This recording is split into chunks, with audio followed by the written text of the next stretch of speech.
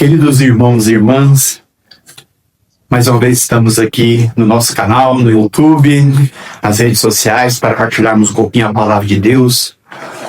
E o tema que nós escolhemos para esse vídeo é um tema muito importante. É a liturgia que vai ser celebrada no próximo domingo. A igreja vai celebrar a dedicação da Basílica de Latrão, a Catedral de Roma. Como nos ensina a igreja, a mãe de todas as igrejas. Por que é muito importante essa celebração? Tudo que a igreja celebra é muito importante. Tudo que a igreja coloca para nós é muito importante. Mas essa celebração nos toca profundamente no coração, porque a igreja nos convida a meditar sobre ela mesma, sobre a sua importância no plano de salvação que Deus instituiu para nós, e o quanto ela é importante na sociedade, no meio, no mundo, nos dias de hoje. A igreja ela é fundamental dentro dessa realidade que Deus instituiu para continuar o seu plano de salvação ao longo da história. Por isso, na primeira leitura, Ezequiel vai meditar esse manancial que jorra do lado da igreja. Esse manancial de águas puras, águas vivas, que vai penetrando nos rios, nos veios, que vai invadindo por todos os lugares, riachos, e como diz a palavra desemboca no Jordão, no Rio Jordão, e por onde essa água passa, ela vai restabelecendo a vida.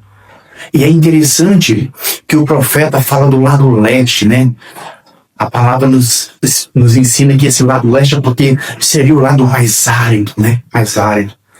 E esse manancial de águas puras que jorra do templo e onde passa vai restabelecendo a vida.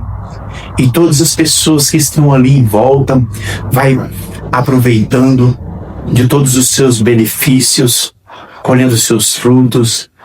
Então, a igreja é essa fonte de água viva para nós, que Cristo quis para que ao longo da história ela fosse restabelecendo, vamos dizer assim, a saúde do povo, fosse restabelecendo a vida aonde há morte, fosse devolvendo a saúde onde há doença.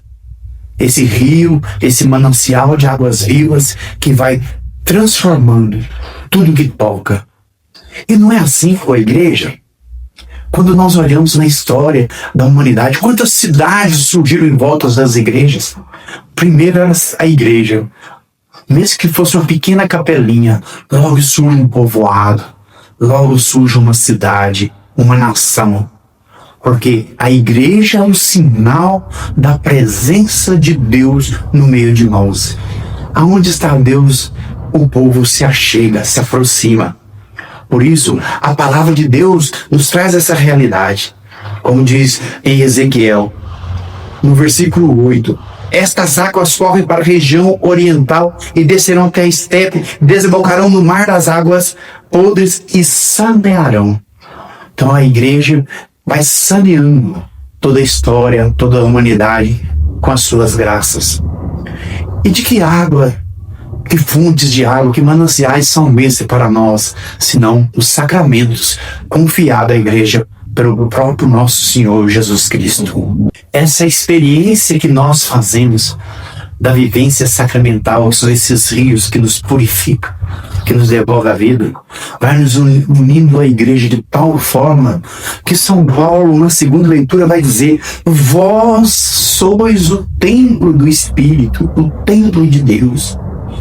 Então aqui também é uma realidade que nós nos vimos de tal forma a igreja que nós nos tornamos como ela, ou nós passamos a ser a igreja. Como diz São Paulo, a carta aos Coríntios, Cristo é a cabeça desse corpo que é a igreja, cujos membros somos nós. Por isso nós não passamos só a integrar a igreja, nós passamos a ser igreja. Sermos o templo também onde habita Deus. Se o templo é a morada de Deus, onde nós encontramos o Senhor na Eucaristia, no Santíssimo Sacramento, São Paulo vai chamar a atenção na segunda leitura que nós agora somos esse templo. Nós precisamos realizar pela vida sacramental essa purificação, essa limpeza desse templo que somos nós, como diz lá na primeira leitura. Nos libertar de toda impureza, para que Cristo também possa habitar em nós. As obras da carne, vai dizer São Paulo, ela não coaduna com as obras do Espírito. Por isso, amados irmãos e irmãs, na segunda leitura, São Paulo nos chama até essa consciência de que nós, agora, também somos a igreja. Somos templo onde Cristo quer habitar. Por isso, nós precisamos viver essa realidade da igreja, nos aproximarmos e deixar que ela nos toque, nos purificando, nos ensinando, nos educando. Por isso São Paulo diz nessa segunda leitura que ninguém pode construir sobre essa base que a igreja já instituiu, porque ninguém mais pode nos ensinar. A quem foi dado a autoridade de ensinar? Só a igreja. A igreja detém essa condição, essa autoridade dada por Cristo para ensinar. Por isso nós somos convidados a ouvir. Quantas vezes a gente vê as pessoas criticando a igreja, mas quando a gente olha para a realidade do mundo, o quanto a igreja tem transformado o mundo. Quem detém as grandes obras de caridade no mundo? As grandes redes de hospitais que assistem os pobres, os mais pobres do mundo inteiro. Quem detém? Se não a Igreja Católica Apostólica Romana. Por isso hoje, na liturgia de hoje, essa meditação sobre a igreja nos faz nos identificar com ela. Porque na realidade, como diz São Paulo, nós também somos templo. Somos o templo de Deus que quer habitar. Então, queridos irmãos e irmãs, meditando na primeira leitura na segunda leitura, nós olhamos para esse evangelho de hoje, não com um olhar escandaloso, né? Muitas pessoas se surpreendem Jesus um pouco, vamos dizer, agressivo, não, mas decisivo, decidido a purificar o templo. O que o Senhor percebe quando ele chega no templo? Que as pessoas não têm respeito à casa de Deus. Começam a fazer negociações, negociatas no templo, e Jesus dobra o chicote e põe todos para correr, chamando a atenção. No versículo 15, fez um açoite de cordas e expulsou todos do templo, ovelhas e bois, e espalhou as moedas dos cambistas e virou as mesas. Aos que vendiam pombas disse: tirai daqui e não convertais no mercado a casa de meu pai. Quando nós pegamos essa passagem e olhamos para a realidade do templo, quantas vezes a gente entra na igreja de forma relaxada, sem a devida veneração, a devida vênia, de saber que está entrando dentro da casa de Deus, não faz uma reflexão diante da igreja ao entrar, não faz o sinal da cruz. Eu sou do tempo em que a gente só de passar na porta das catedrais, na porta das paróquias, nós fazemos o sinal da cruz, porque sabemos que Cristo está lá dentro. E hoje a gente vê as pessoas tratando a igreja de uma forma tão desleixada. Mas eu também sou do tempo em que nós vestimos a melhor roupa para ir na Santa Missa. As pessoas gostavam de dizer assim: essa é a roupa de ver Deus, porque a gente tinha uma roupa adequada para ir na Santa Missa, uma roupa moderada, uma roupa bonita, porque nós queríamos estar o melhor para Deus. Como que a gente vê hoje? As pessoas vêm à Santa Missa de bermuda, as pessoas vêm à Santa Missa de chinelo. Isso prova um descaso, um desinteresse.